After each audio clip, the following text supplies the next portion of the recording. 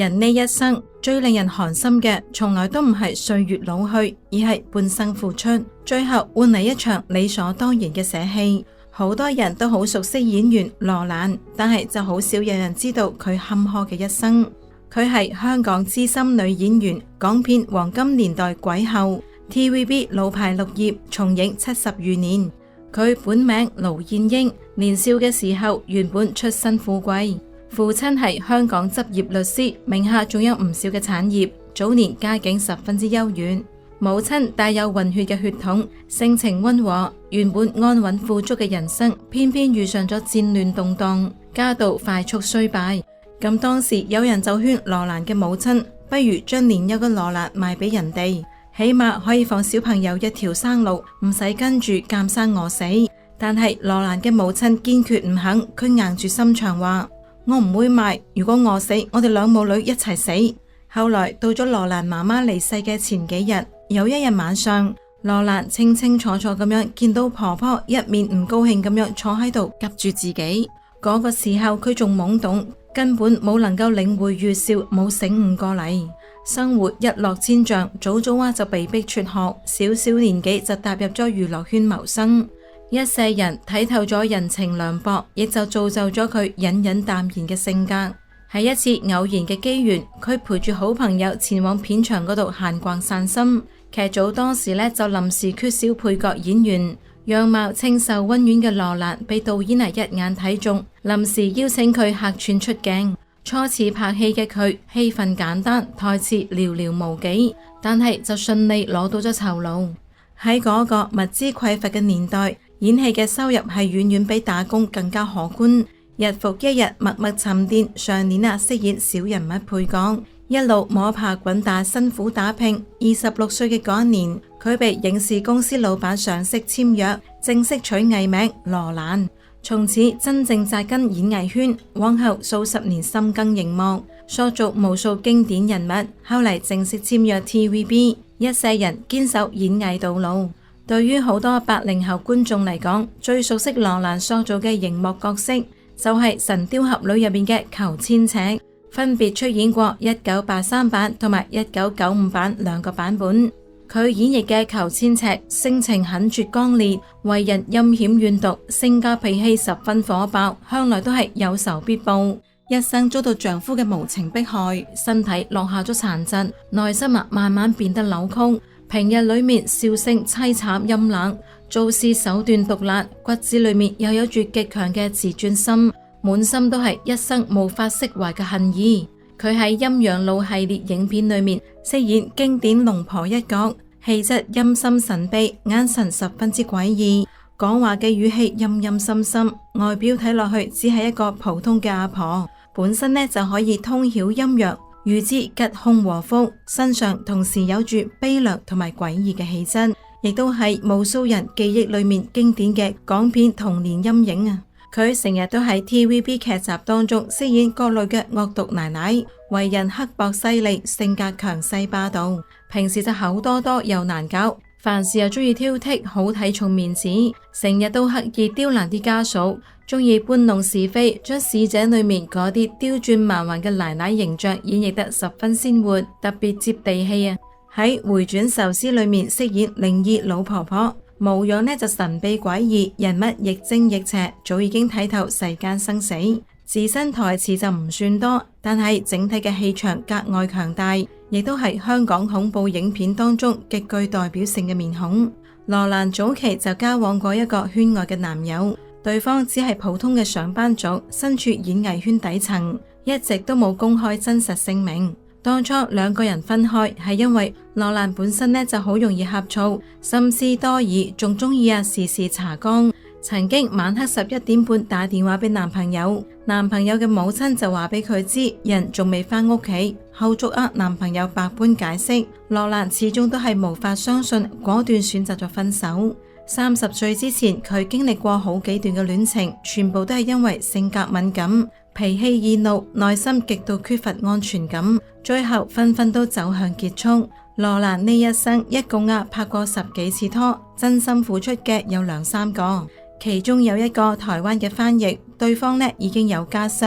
結咗婚。另外仲有幾個圈外嘅男友，全部都冇公開過真實姓名。咁佢呢一生唯一傳過緋聞嘅人就係胡楓，兩個人只係晚年相伴嘅多年好友，並唔係真正嘅男朋友。如今佢91歲，身體日漸衰弱，行路離唔開拐杖。舊年1年幾裏面，先後2次喺屋企意外跌親。2025年嘅嗰次，急住接電話，成個人就跌咗喺客廳，痛到冇辦法起身，住咗整整8日醫院。2026年3月又再度跌親腳部，至今恢復緩慢，出門必須靠住外籍保姆嘅攙扶。佢將半生歲月都奉獻俾咗 TVB。從1971年加入計起，整整55年嘅光陰，陪住電視台從黑白時代走到彩色，從黃金巔峰走到如今嘅下坡路，見證咗所有嘅喜樂興衰，晚年卻仲係被簡簡單單捨棄。坐擁龐大收益嘅 TVB 向來最為現實，面對呢一位陪伴住自家大半世人，攞過香港金像獎最年長影后，捧過 TVB 最高榮譽萬千光輝演藝人大獎嘅老藝人，冇一絲嘅念舊之情。2025年11月，有細心嘅網友發現羅蘭嘅名靜雞雞咁樣從 TVB 官網嘅藝員名單裏面被刪除咗，冇任何嘅官方聲明，冇任何嘅告別儀式，就好似從來都冇存在過呢個人一樣。佢哋淨係依照公司內部不成文嘅規章，以年紀超標為由唔再續約。已經91歲嘅羅蘭冇哭鬧，亦都冇爭辯。喺正式被老東家淘汰之後，佢冇借住呢件事博取任何同情，反而更加堅定咗自己早已經做好嘅決定，親手簽低咗遺體捐贈協議，將自己嘅全部身體無償捐獻俾香港大學醫學院，用於醫學研究。呢一份從容通透，係羅蘭呢一生最後嘅尊嚴，亦係無聲當中對冷漠職場最深刻嘅回應。翻睇過往熒幕回憶，羅蘭塑造過太多刻入幾代人記憶裏面嘅經典角色。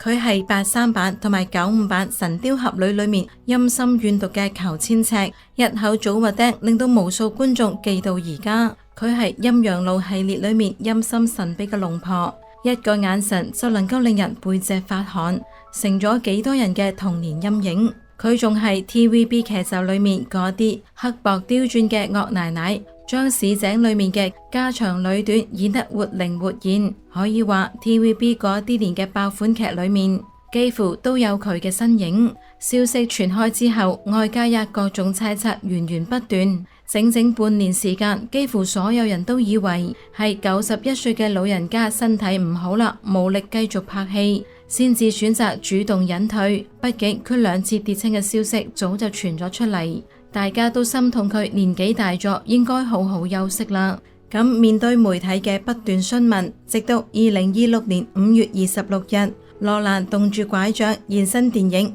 走出人質事件嘅首映禮嘅時候，先至坦然講出咗真相。佢對住鏡頭講得好直接，冇任何轉彎抹角，並非係自己唔想繼續拍戲，而係電視台唔願意再聘用高齡嘅藝人，主動放棄續約。唔係我身體唔得，係佢哋唔揾我，唔請我開工啦。從1971年加入 TVB 開始，55年兢兢業業，一生都紮根喺呢度。佢將最好嘅青春、最旺盛嘅精力，全部都奉獻咗俾呢個地方。演過幾百部嘅劇集，撐起咗無數配角戲份，斬獲咗多項影視殊榮。到老咗換嚟嘅只有殘酷嘅年齡淘汰。更加令人唏噓嘅係，當初平台其實亦都揾佢洽談過續約，但係全程負責溝通嘅只係一個普通嘅工作人員。TVB 嘅高層自始至終連一句問候都冇，而佢哋開出嘅條件更加係苛刻寒酸到極點。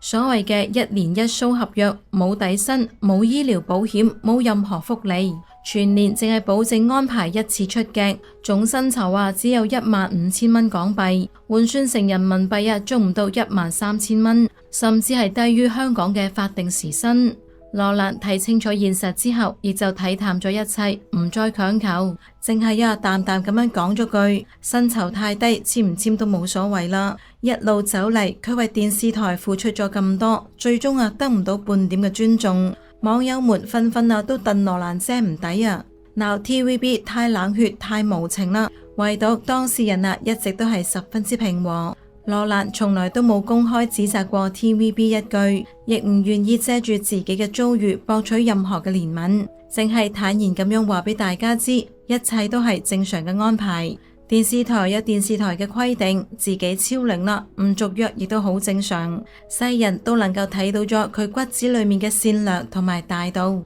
羅蘭終生都冇婚嫁，一世人無兒無女，孤身一人生活。早喺2022年，亦就係佢87歲嘅時候，就已經獨自前往醫院，提前辦好咗全部嘅遺體捐獻手續。佢曾經公開講過，自己無牽無掛，離世之後唔需要任何人操辦隆重嘅葬禮，唔保留骨灰，亦唔立墓碑，有用嘅器官捐俾需要嘅病人，剩低嘅身體就用嚟做醫學研究，能夠幫到人哋就好。呢一生冇子女養老，冇親人依靠，大半世人都喺熒幕裏面充當綠葉，默默辛苦拍戲，一生簡樸低調，平時出門都係坐地鐵，從來都唔會擺明星嘅架子。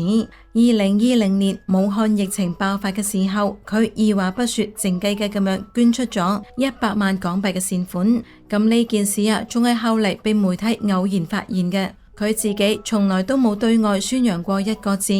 曾經喺屋企意外跌親重傷，佢亦都係獨自承受住病痛，從來都唔向外人訴苦，驚到麻煩到人哋。被問到往後會唔會安心退休養老，羅蘭嘅態度十分之明確，佢並唔願意停低工作。佢話閒散度日容易令到人意志消沉，記憶力亦都會快速退化。醫生亦都建議佢多啲動腦，多啲活動，咁樣可以延緩認知衰退。而且喺劇組裏面，大家就好似一家人一樣，開工好開心。只要以後仲有拍戲嘅機會，唔理角色大細，佢都會一直堅持落去。其實 TVB 淘汰高齡老戲骨早已經係成為咗常態。曾經嘅老牌演員劉玉翠無奈離開演藝圈，只能夠專行另謀出路。演員黃維德慘遭降薪，收入難以維持生活，落魄街頭賣唱。好多老一輩藝人被迫接受現實，默默委屈退讓。